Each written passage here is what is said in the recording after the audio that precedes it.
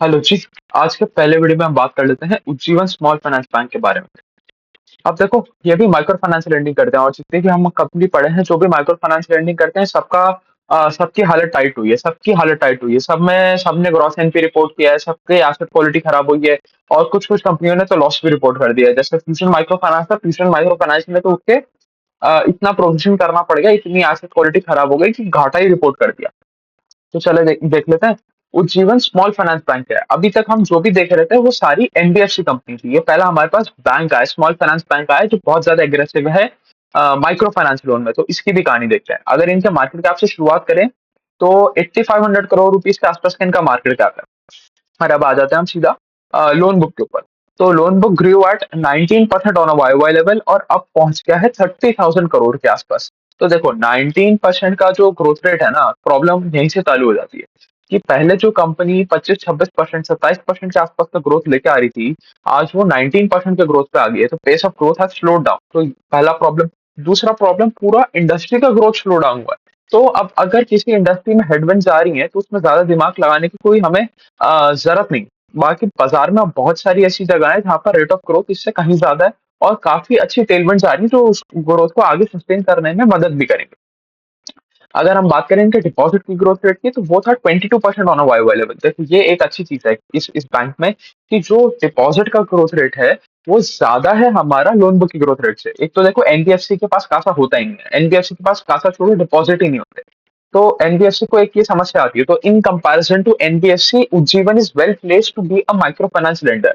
तो यहाँ पर ये कहानी तो अच्छी है कि आपकी लोन बुक का जो ग्रोथ रेट है वो कम है आपकी डिपॉजिट की ग्रोथ रेट से, या कह लो इन इन कंपैरिजन है, कंपेरेबल है।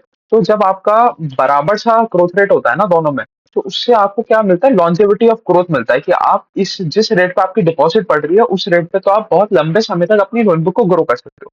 तो ये अच्छी बात है। अगर हम पैट की बात करें तो PAT was down 7% on a Y level. अगर हम कासा रेशो की बात करें, अब बैंक है तो कासा रेशो बहुत ज्यादा इंपॉर्टेंट हो जाता है। भाई आपके पास एनबीएफसी नहीं है तो आप सीधा कॉस्ट ऑफ बोरिंग दे तो काम खत्म कर दो। बट जब आप बैंक बने बैठो, आपने बैंकिंग का लाइसेंस ले रखा है, स्मॉल फाइनेंस बैंक हो आप, तो आपके लिए कासा बहुत इंपॉर्टेंट हो जाता है और इनका कासा सुधार नहीं रहा, खराब ही हो रहा है। अब वो बाकी सारे बैंक में भी हमने देखने को मिला, बट कुछ कुछ बैंक में धीरे धीरे इंप्रूवमेंट आ रहा था और इनमें ऐसा आते हुए देखने को हमें मिला नहीं। अगर मैं बात करूं क्वार्टर क्वार्टर लेवल पे, ऑलमोस्ट ऑलमोस्ट 1% के आसपास से कासा ड्रॉप कर गया फ्रॉम 26.5% टू 25.4% गिर गया। मतलब मार्च मार्च 2024 से जून 2024 के बीच में एक एक परसेंट के आसपास का हमें हमें डिक्रीज इन कासा देखने को मिल गया। अगर हम कॉस्ट ऑफ फंड्स की बात करें तो कॉस्ट ऑफ फंड भी बढ़ गए। अब देखो, कॉस्ट ऑफ फंड्स दोनों तरीके से बढ़ सकते हैं। अब आप चाहे ये देख लो कि कासा रेशो कम हो गया, इसकी वजह से हमारे टर्म डिपॉजिट बढ़ गए, टर्म डिपॉजिट बढ़ गए इसलिए हमारी कॉस्ट ऑफ बोरिंग बढ़ गई। या आप इस तरीके से देख लो कि हमारा राइजिंग इंटरेस्ट रेट एनवायरमेंट था, इस वजह से हमारी कॉस्ट ऑफ बोरिंग बन गई। दोनों चीजें मिला के आपकी end of the day cost of funds has gone up और कॉस्ट ऑफ फंड्स बढ़ गए from 7.2% to 7.5%, both on quarter on quarter and Y Y level.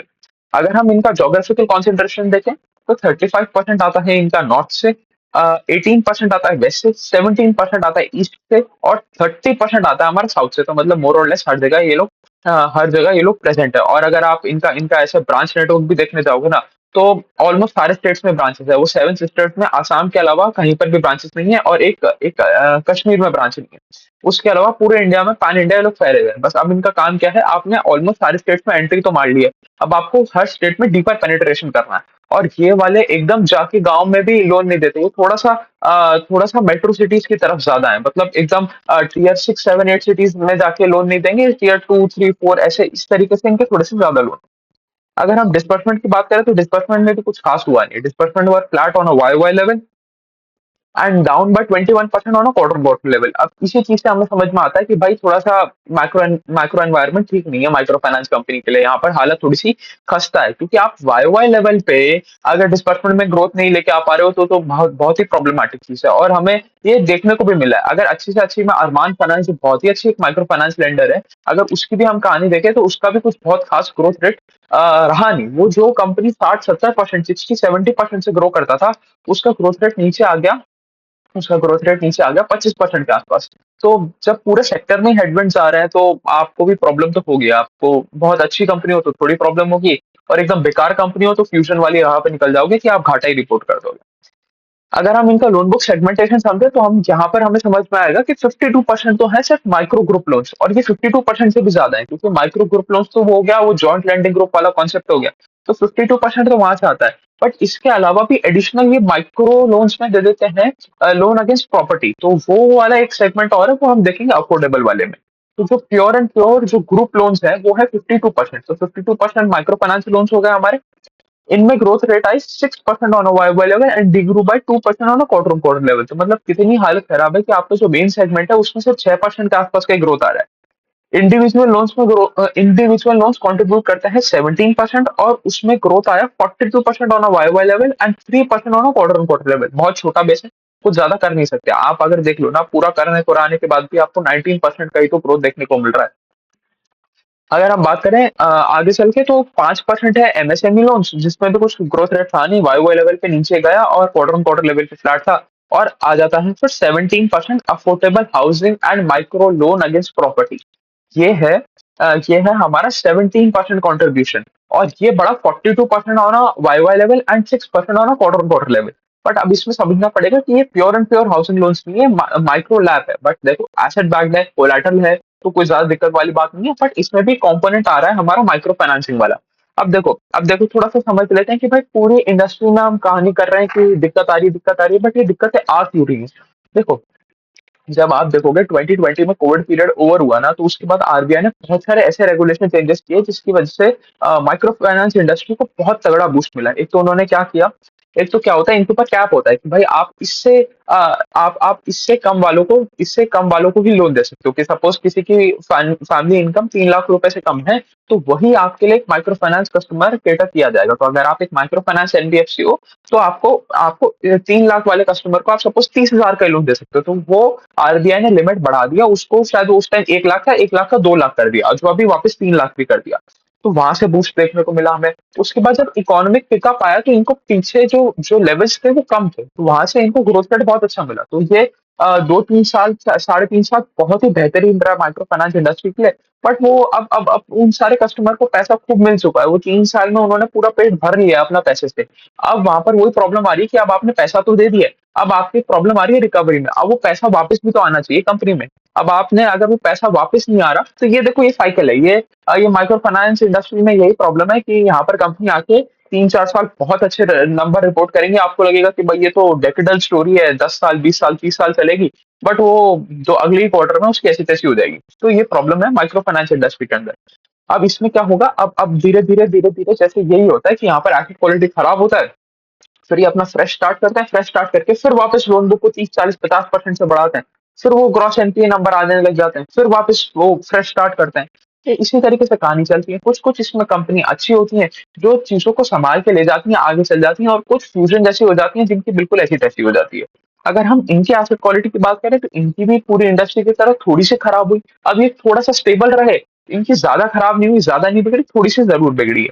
अगर हम ग्रॉस एनपीए नंबर की बात करें, तो gross NPA number moved up from 2.1% to 2.3% on a quarter-on-quarter level, and net NPA number rose from 0.3% to 0.4% on a quarter-on-quarter level। और collection efficiency इनका almost maintain रहा 98% के आसपास। और देखो एक और इंटरेस्टिंग चीज, आपका ग्रॉस एनपीए खराब हो रहा है, नेट एनपीए खराब हो रहा है, मतलब आपकी एसेट क्वालिटी थोड़ी सी बिगड़ रही है, और आप अपना प्रोविजन कवरेज रेशो को नीचे लेके आ रहे हो, इसका कोई सेंस बनता नहीं। अब ये इसीलिए कि जो पैट में डी ग्रोथ है ना, जैसे अभी हमने ऊपर भी पढ़ा 7% का डी ग्रोथ आया पैट में ऑन वाई वाई लेवल। तो हम पैट की डी ग्रोथ को थोड़ा सा कंटेन कर पाए, थोड़ा सा कम दिखा पाए, क्योंकि अगर हम 92% के आसपास के ये लोग पीसीआर मेंटेन कर लेंगे ना, तो पैट इनका गिर जाएगा 25% के आसपास से, तो बहुत ज्यादा फटकी पड़ेगी। तो इसीलिए पैट का जो फॉल है उसको थोड़ा सा कंटेन करने के लिए अपना धीरे धीरे पीसीआर घटाते जा रहे हैं। तो एक एक अच्छी चीज नहीं है। अगर आप अगर आप अपने प्रोविजन कवरेज रेशो को अच्छे लेवल पे रखोगे, तो आपको पता चलेगा कि आपकी एसेट क्वालिटी अच्छी है, आपको पूरा का पूरा कॉन्फिडेंस है उस क्वालिटी पे। तो वो एक बेहतर चीज रहेगी। बट ठीक है, मैनेजमेंट कर रहा है, कोई गलत काम इलीगल नहीं है कुछ भी यहाँ पर, बिल्कुल मैनेजमेंट के हाथ की सारी चीजें हैं, मैनेजमेंट बिल्कुल कर सकता है ये। तो वो भी मैंने बता दिया कि जो इनका एक टाइम पे प्रोविजन कवरेज रेशो 92-93% के आसपास रहता था, वो गिर के अब आ गया है 84% पे। अब फाइनली नंबर की बात कर लेते हैं। इनका net interest income was up 19% on a Y level and flat on a quarter on quarter level. Flat मतलब कुछ भी नहीं हुआ, 0.5% के आसपास का ग्रोथ था क्वार्टर ऑन क्वार्टर लेवल पे। Total income was up 21% on a Y level. Operating profit was up 11% on Y level. अब देखो टोटल इनकम बढ़ा 21% से, ऑपरेटिंग प्रॉफिट बढ़ा हमारे सिर्फ 11% से। इसका मतलब बीच में क्या है, ओपेक्स आता है, तो ओपेक्स ज्यादा पेज पे बढ़ गया और इंटरेस्ट इंटरेस्ट इनकम आपका इंटरेस्ट एक्सपेंडिचर भी आपका ज्यादा हुआ, तो आपको खर्चा ज्यादा पड़ा, कमाई कम हुई, इसकी वजह से ऑपरेटिंग प्रॉफिट हमारा सिर्फ 11% का ग्रोथ देखने को मिला। और उसके बाद थोड़ी सी हालत आपकी एनपीएस में खराब हो रही है, इसलिए आपका PAT was down 7% on a Y level and 9% on a quarter quarter level. अब अगर हम बात करें इनके आरओए की, तो आरओए और आरओई दोनों गिर गया, क्योंकि पैट गिर गया तो आरओए और आरओई दोनों गिरेगा, क्योंकि इन दोनों का फॉर्म देखो। आरओई क्या है, आरओए इंटू पैट। तो आरओए के दो कंपोनेंट समझते हैं। आरओए में न्यूमरेटर में आता है total income divided by debt plus equity. तो अब जब आपका टोटल इनकम ही कम हो गया, पैट ही कम हो गया, तो आपका आरओए का फिगर डाउन आ जाएगा, और अगर आरओए का फिगर डाउन आ गया, इसका मतलब आरओई का फिगर भी डाउन आ जाएगा।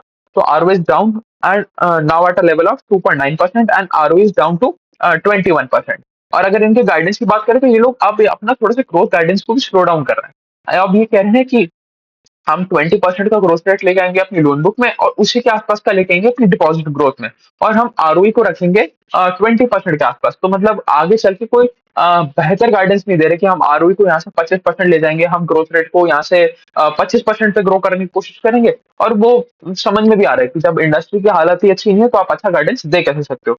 तो चलिए, ये थी कहानी उज्जीवन स्मॉल फाइनेंस बैंक की। एक और हमने फाइनेंशियल कंप्लीट कर लिया Q1 में। चलिए, अभी के लिए इतना रखते हैं। Thank you.